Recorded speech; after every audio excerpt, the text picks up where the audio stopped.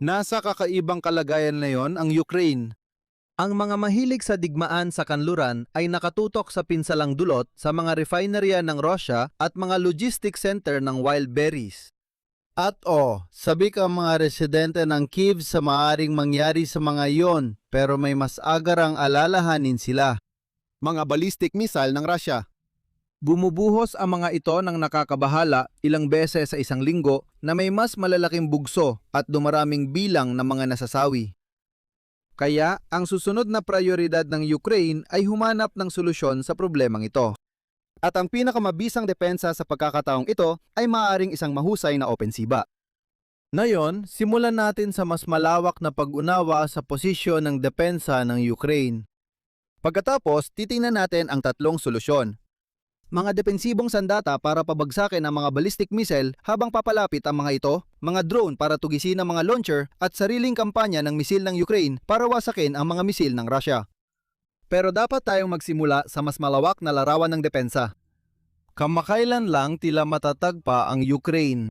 Noong tagsibol 2025 pinabilis ng Russia ang paggawa ng mga Shahed drone na nagdulot ng matinding pinsala sa mga lungsod ng Ukraine. Ang magandang balita para sa Ukraine ay mabagal at hindi sopistikado ang orihinal na Shahed. Tumugon ang Ukraine sa pamamagitan ng pagdami ng produksyon ng mas murang interceptor gaya ng nakita ko sa isang NATO Innovation Event malapit sa Istanbul noong nakaraang taon. Gumawa ng 1,000 ng mga ito araw-araw at bumuo ng network para matukoy ang paparating na pag-atake, ayos ka na.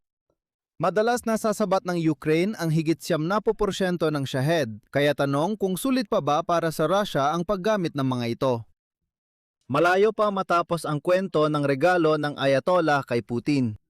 Nagsimula nang gumawa ang Russia ng mas mabilis na jet-powered na bersyon kaysa sa propeller interceptor. Ngayon, isang beses na lang nagkakaroon ng pagkakataon ang mga interceptor na harangin ito ng harapan. Wala ng habulan o paghabol. Dahil dito, bumaba ng mga 20% ang rate ng pagharang. Pakiramdam ng Ukraine na kontrolado pa rin nila ang sitwasyon. Samantala, mabilis bumababa ang rate ng Ukraine sa pagharang ng ballistic missiles. Mukhang alam ng Kremlin ang kahinaang natuklasan nito kaya pinalalakas nila ang produksyon ng ballistic missile. Hindi bagay para sa ganyang gawain ang mga drone interceptor na nakita ko sa Istanbul. Abala ang mga nakaraang taon para sa akin at hindi lang Istanbul ang napuntahan ko. Kasama rin dyan ang London, Oslo, Brussels, The Hague, Tallinn at Reykjavik. At may isang bagay na palaging nakakainis sa lahat ng biyahe kong iyon, ang cellphone ko na hindi na gumagana ng maayos. Salamat din sa sponsor natin na yon, ang Saily, kaya wala na akong ganung problema. Ang Saily ay eSIM service app. I-download ang Saily app, piliin ang plano at sundan ang simpleng mga hakbang. Ayos na. Pagdating sa destinasyon, otomatikong mag-activate at kokonekta sa lokal na network. Hindi na kailangan ng bagong hardware. Sa mahigit 200 destinasyon saan ka man pumunta, may serbisyo sila para sa'yo. Pwede ko bang irekomenda ang tropical na destinasyon kaysa Norway o Iceland tuwing taglamig?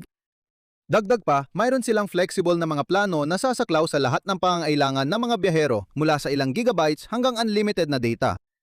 At sa pagpunta sa Saily, yun ay SAIL/William Spaniel at paggamit ng coupon code na William Spaniel, isang salita lang, makakakuha ka ng 15% diskwento sa isang eSIM plan. Maraming salamat ulit sa Saily sa pag-sponsor ng video natin ngayon. Sige, kailangan pa ring pag-usapan ang mga opsyon ng Ukraine laban sa ballistic missile, lalo na ang missile defense. Narito na tayo sa oras na kailangan talakayin ang kakulangan ng mga Patriot sa buong alyansa.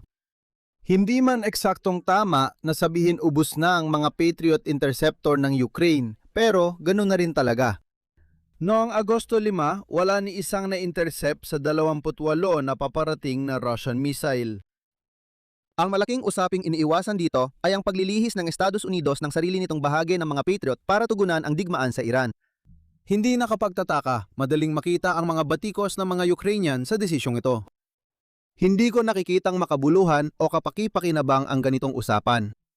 Kung ang Estados Unidos ang nagbabayad upang mag-imbak ng mga Patriot, sila ang may karapatang magdesisyon kung paano ito ipapamahagi anuman ang kalabasan. Ngayon, nangangahulugan ito ng papapabagsak sa mga banta mula sa Iran laban sa mga katuwang sa Gulpo. Binabalewala ng mga reklamong dapat gamitin ng Estados Unidos ang mga ito sa Europa, ang mga hinaing ng administrasyon ni Trump at ng mga nauna pa. Ito ay panawagan ng Estados Unidos ang gumastos para sa depensa ng Europa imbes ng Europa ang manguna o maging kapantay sa responsibilidad sa seguridad ng kontinente. Kung titingnan ang nakaraan, naging problema ng Europa ang matagalang kakulangan ng pamumuhunan. Bago ang digmaan, tanging Poland, Romania at Sweden lang ang seryosong nag-iipon ng Patriot at sapat lang ang dami ng mga ito para sa laban ng may katamtamang tagal. Sa kabilang banda, ang isang bansa tulad ng Alemanya ay naghahanda lang para sa isang labanan na maaring tumagal lamang ng ilang araw.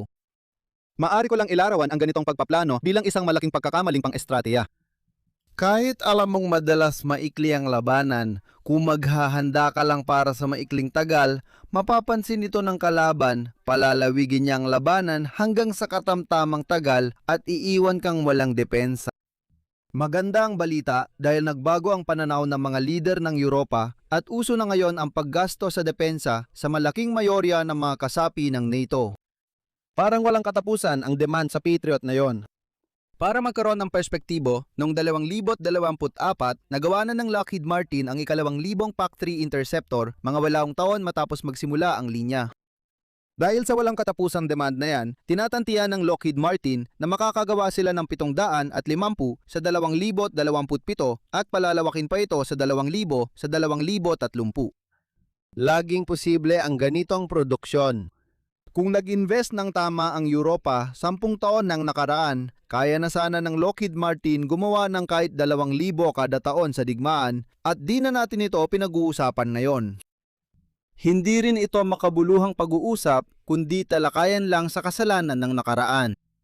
Hindi tayo makakagamit ng time machine para tasan ng produksyon 10 taon nang nakalipas at matagal pa bago maisip ang Patriots bilang pangmatagalang solusyon. Dapat nating pagtuunan kung ano ang magagawa ng Ukraine habang ginagawa pa ang mas maraming Patriots at inaayos ng US at Ukraine ang kasunduan nila sa paglilisensya. Oo, mukhang ibang video na talaga yon. Mahalagang tandaan na sinusubukan ng Firepoint na gumawa ng alternatibo sa Patriot na nakatakdang subukan sa unang pagkakataon sa Enero 2027. Tingnan natin kung paano ang kalalabasan nun. Sa anumang kaso, kung hindi mo kayang magdepensa ng epektibo, ang taning alternatibo mo ay umatake. Ginawa na ito ng Ukraine gamit ang mga drone para hanapin ang Russian missile launcher. Ang pangunahing hamon dito ay ang isang plataforma tulad ng Iskander ay nakalagay sa isang truck, kaya naman ginagamit nito ang parehong shoot and scoot na estratehiya na maaaring pamilyar ka mula sa HIMARS. Ang ilulunsad mong misil ay makikita agad sa radar ng kalaban. Kaya pag nailunsad mo na, umalis ka agad. Anumang ganting putok ng kalaban ay tatama sa bakante kapag bumagsak ang bomba. Mukhang mga drone na umiikot muna bago matake ang solusyon dyan. Kung may impormasyon ka na may Iskander sa paligid, paliparin mo ang mga drone mo at silipin mo. Hanapin ang target bago matake para tapusin siya. Madalas nang ginawa ng Ukraine ang paraang ito. Narito ang video noong Marso 13 sa gitnang Crimea kung saan nakita at winasak ng mga drone ang ilang Iskander nagtangkang magkubli sa kapaligiran. Narito rin ang isa pang serye ng mga pag-atake noong Marso 24 laban sa ibang ballistic missile system. 3 sa kanila ang tila namamasya lang sa gabi sakay ng sasakyan. Natunton sila ng drone ng Ukraine at alam mo nang sumunod matapos maputol ang mga larawan. Kailangan ng Ukraine ng kahit konting kontrol sa himpapawid para magawa ang pagsubaybay at pag-atake. Bagamat totoo na mahina at parang wala talagang depensa sa himpapawid ang Russia, nakapagliligaw ang mga pag-atake sa refinery at Wildberry. Naubos na ang depensa sa himpapawid ng Russia kaya nananalo ang Ukraine sa mga laban dahil sa dami. Magiging malaking problema ito sa Ukraine kapag nagsimulang ilipat ng Russia ang kanilang mga mobile launcher ng mas palayo pa. Ang Iskander ay may abot na 500 kilometro, ang dating limitasyon sa ilalim ng Intermediate Range Nuclear Forces Treaty na wala na ngayon. Kadalasang inilulunsad ng Russia ang mga ito mula Bryansk at Kursk Oblast kaya sapat ang abot para tamaan ang Kyiv. Laging nag-aalala ang Estados Unidos na palihim gumagawa ang Russia ng mas malalayong modelo. Sabi ng Ukraine, ginagamit na ang isa roon at pwedeng pahabain pa ang abot sa pamamagitan ng pagbabawas ng kargamento. Kung kailangan ng Russia, pwede itong maglunsad mula sa mas ligtas at malayong lugar. Pwedeng mas mahina ang pagsabog pero halos walang ginhawa para sa Ukraine.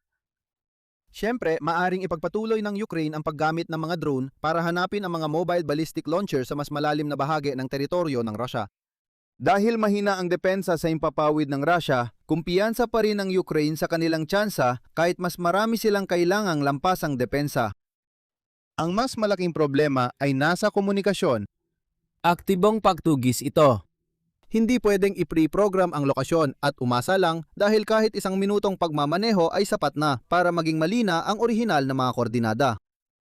Ito ang dahilan kung bakit iginiit ng Ukraine sa Starlink na aprubahan ng mga Ukrainian drone na magkaroon ng satellite internet access habang isinasagawa ang mga paghahanap na ito. Nag-aatubili pa rin si Elon Musk na aprubahan ang pag-atake sa teritoryo ng Russia. Malakas ang argumento ng Ukraine basta't limitahan ng Kyiv ang pag-atake sa maagang pagsira sa mga misail na pangopensa ng Russia. Kung wala iyon, nakakaroon ng maling insentibo ang Starlink na pabor sa Russia, tulad ng ginawa ni Biden na pagbabawal sa paggamit ng sandatang Amerikano sa loob ng Russia na nagudyok sa mga tropang Ruso na magtipon para sa pag-atake sa kabilang panig mismo ng hangganan. Paalala rin na dumami ang panawagan na gamitin ng Ukraine ang F-16 sa paghahanap ng mga launcher. Ang buod nito, literal na nasa itaas. Sa mataas na altitude, kayang gamitin ng sandata ng Ukraine ang grabidad at airfoil para makaabot ng mas malalim sa Russia. Pero hindi pa rin nito naaayos ang problema ng shoot and scoot. Samantala, hindi magandang ideya dalhin ang F-16 direkta sa teritoryo ng Russia para gamitin ang mga ito bilang mabisang tagapanghuli. Mahina ang depensa sa impapawid ng Russia pero hindi naman sobrang hina. Walang problema kung isa panganib ang isang drone.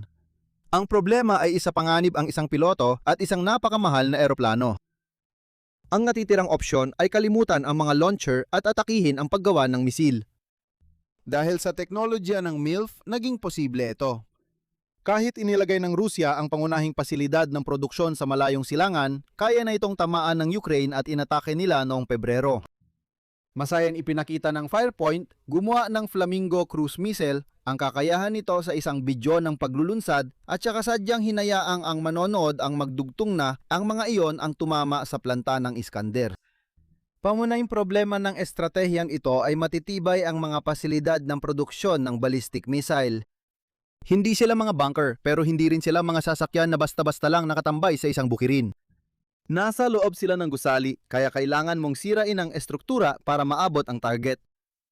Kayang gawin ni Flamingo yon pero mahirap. Lalo pat di tulad ng refinery o distribution hub ni Wild Wild Berry, hindi sila madaling magliyab.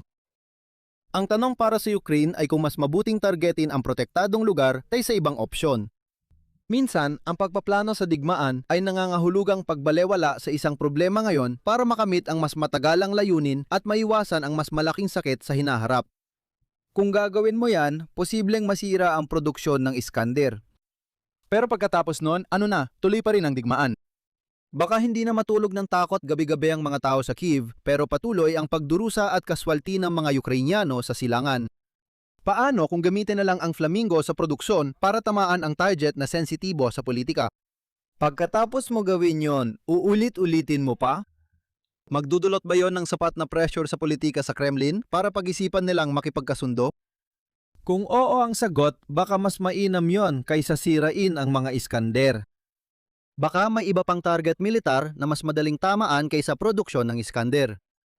Kahit paano, ang mga ballistic missile attack sa Kyiv ay hindi naman nakakaapekto sa kalagayan ng militar sa frontline kahit limitado lang ang ginhawang na idudulot nito sa mga residente.